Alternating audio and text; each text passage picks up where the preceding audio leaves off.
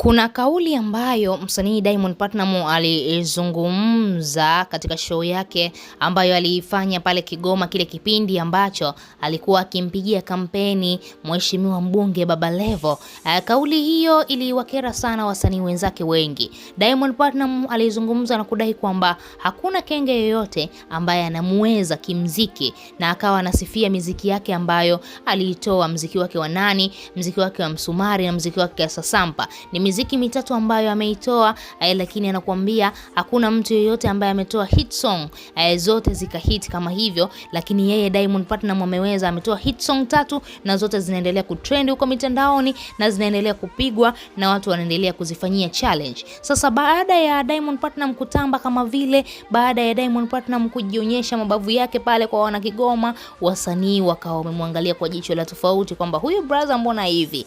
Wasanii wengi sana walizungumza. Ukiangalia hata Mario aliposti posti yake moja, akawa amedai kwamba mimi ndo namba 1 katika mziki wa Bongo Flava, kwamba alikuwa anamjibu Diamond Platnumz kimafumbo fulani hivi. Sasa Alikiba leo ameamua kujibu kwa mara ya kwanza. Ameulizwa na mwandishi wa habari kwamba hiyo kauli yeye kama msanii Alikiba alichukuliaje. Yeye ni msanii wa muda mrefu sana ambaye msanii huyu bado ladha yake ya muziki ipo kwa mashabiki zake. Msanii huyu bado anategemewa kwa asilimia kubwa sana na mashabiki zake. Yeye kama Alikiba analipi la kuzungumza, analipi la kumwambia Diamond Platnumz, kwa sababu Diamond ni mdogo wake katika sanaa ya muziki. Basi Alikiba akawa amedai kwamba msanii yeyote ambaye anazungumza hivyo anajua na anajiamini kwa kiasi gani. Sasa hawezi kumsemea yeye, lakini kitu kikubwa ambacho alidai kwa wale madogo zake wote ambao wanakuja katika sanaa ya muziki, wanatakiwa kuelewa muziki ni utaratibu. Muziki sio kwamba unakurupuka tu huko ulipotoka na kuanza kuzungumza. Lakini pia alimwambia Diamond kwamba awe na akiba ya maneno, kwa sababu hao wasanii wenzake ambao anawatukana leo hii mitandaoni, anawatukana kwamba wao ni kenge, basi ipo siku hao wasanii atataka msaada kutoka kwao. Sisi tunategemeana, hautakiwi kukejeli, hautakiwi kumtukana mtu, hautakiwi kujiona kwamba wewe ni mkubwa kuliko wenzako, mambo kama hayo. Unatakiwa tu kujishusha.